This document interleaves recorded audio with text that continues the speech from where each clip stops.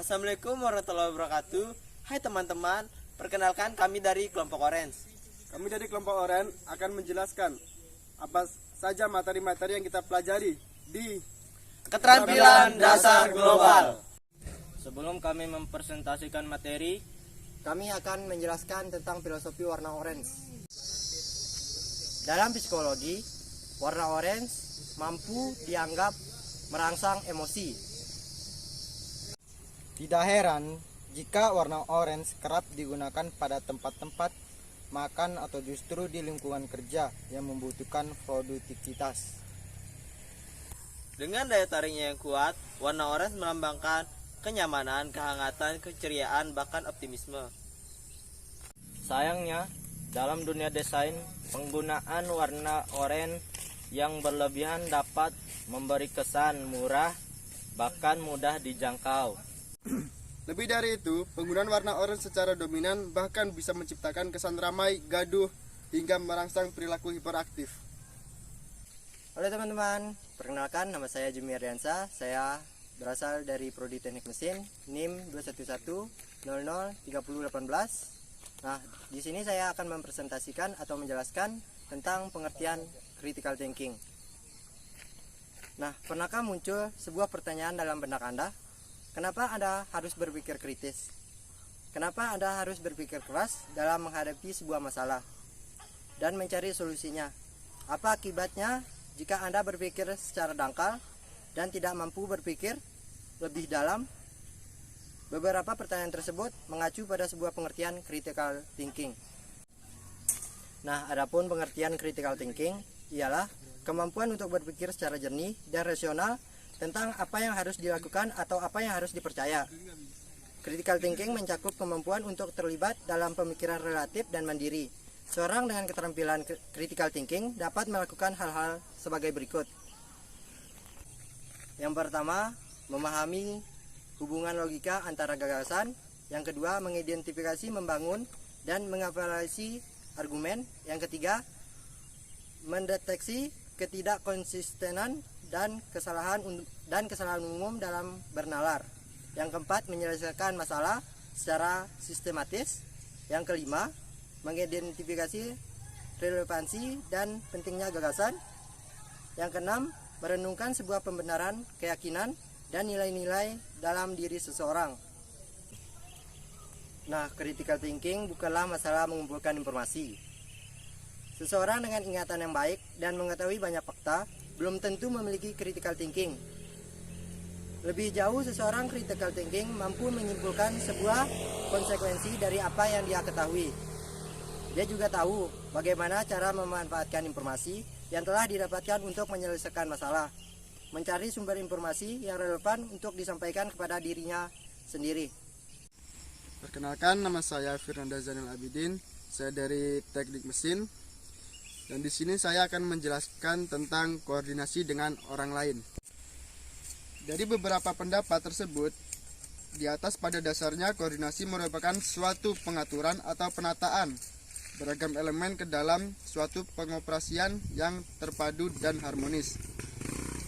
Motivasi utama dari koordinasi biasanya adalah menghindari kesenjangan dan tumpang tindih berkaitan dengan tugas atau kerja pada pihak. Para pihak biasanya berkoordinasi dengan harapan memperoleh hasil secara efisien. Koordinasi dilakukan umumnya dengan melakukan harmonisasi tugas, peran, dan jadwal dalam lingkungan dan sistem yang sederhana untuk mencapai tujuan bersama. Koordinasi memiliki 3 jenis, yaitu koordinasi internal, koordinasi vertikal, dan koordinasi horizontal. Peranan koordinasi. Pertama, mencegah terjadinya kekacauan, percekcokan, dan kekembaran atau kekosongan pekerjaan.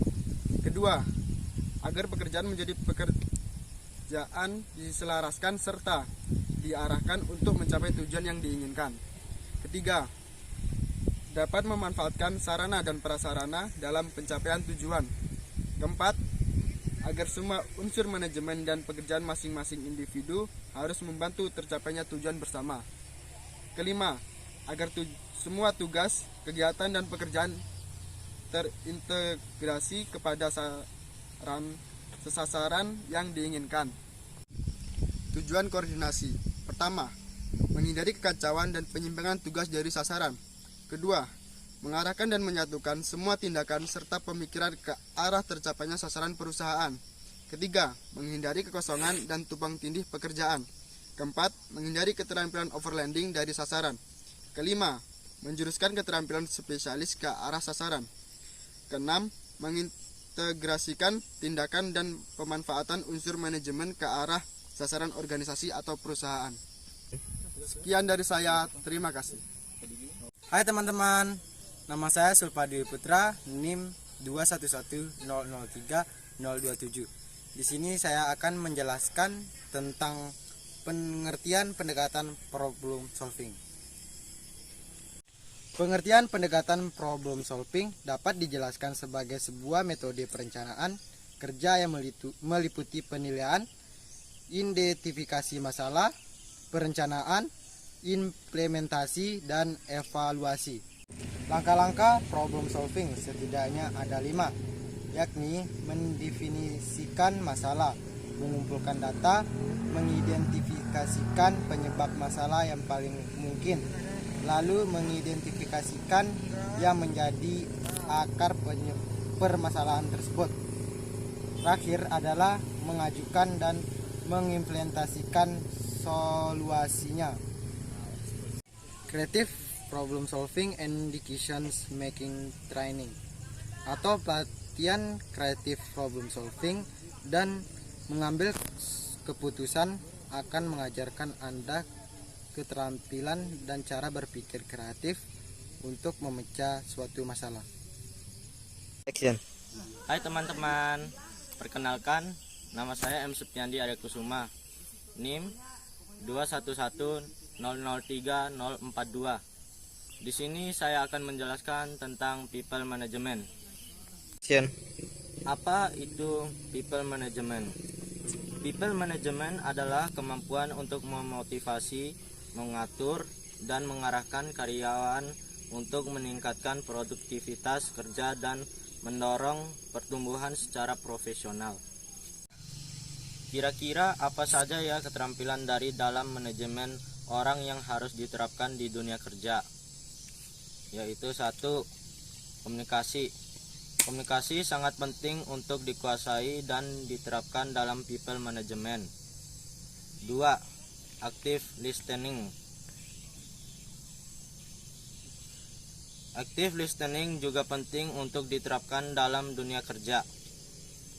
3. Manajemen konflik.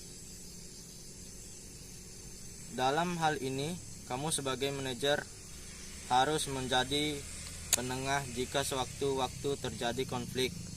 Pasalnya apabila tidak diselesaikan dengan cepat, ini akan berdampak buruk terhadap kinerja tim ke depannya. 4. Kolaborasi. Kolaborasi adalah hal yang harus dimaksimalkan dengan baik. Begitu juga saat kamu menjadi manajer. 5. Fleksibel yaitu karyawan yang meminta bantuan terkait masalah suatu proyek, kamu harus membantunya. Intinya dalam kerja keadaan apapun, fleksibel penting untuk dimiliki oleh seorang manajer. Nah, adapun cara meningkatkan skill people management, yaitu 1. Fokus suatu keterampilan. 2. Cari mentor. 3. Meminta masukan atau nasihat dari manajer lain. Sekian dari saya, terima kasih. Hai teman-teman, perkenalkan nama saya Muhammad Surya Danwarta, NIM saya 21003005. Nah, di sini saya akan menjelaskan materi tentang information source accuracy. Nah, apa itu informasi? Informasi adalah komunikasi atau penerima knowledge atau pengetahuan mengenai fakta atau keadaan. Informasi tidak dapat diprediksi.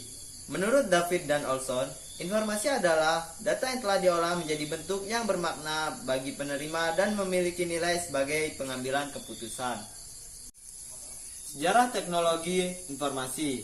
Penggunaan informasi di masyarakat pada zaman purba.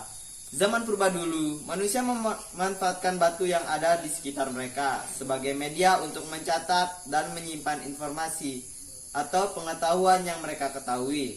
Sedangkan di masa sekarang, perkembangan teknologi informasi saat ini sangatlah berkembang pesat. Saat ini seluruh orang di dunia bisa saling bertukar informasi dengan menggunakan platform internet yang diakses secara online di seluruh dunia. Tidak semua informasi itu benar, bisa disebut juga dengan hoax. Hoax adalah informasi palsu, berita bohong, atau fakta yang dipelintir atau direkayasa untuk tujuan lelucon hingga serius. Ciri-ciri berita hoax yaitu yang pertama, mengakibatkan kecemasan, kebencian, dan permusuhan. 2. Sumber berita tidak jelas. Hoax di media sosial biasanya pemberitaan media yang tidak terverifikasi, tidak berimbang, dan cenderung menyudutkan pihak tertentu. 3. Bermuatan fanatisme atau nama ideologi, judul, dan pengantarnya provokatif, memberikan penghukuman, serta menyembunyikan fakta dan data. 4. Huruf kapital, huruf tebal atau bold, banyak tanda seru dan tanpa menyebutkan sumber informasi. Bagaimana mengetahui mutu dan nilai suatu informasi? Ada 3, yaitu authority atau kepemilikan, 2 keakuratan, 3 kebaruan.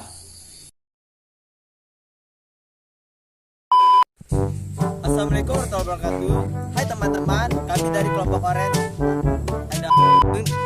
Ya. Aduh gue. Dengan daya tariknya yang kuat, warna orange mengembangkan kenyamanan, kehangatan, keceriaan. Aida ulang. Cool. Itu minta pakai gitu kan? Orang cool minta nomor cewek. Ya,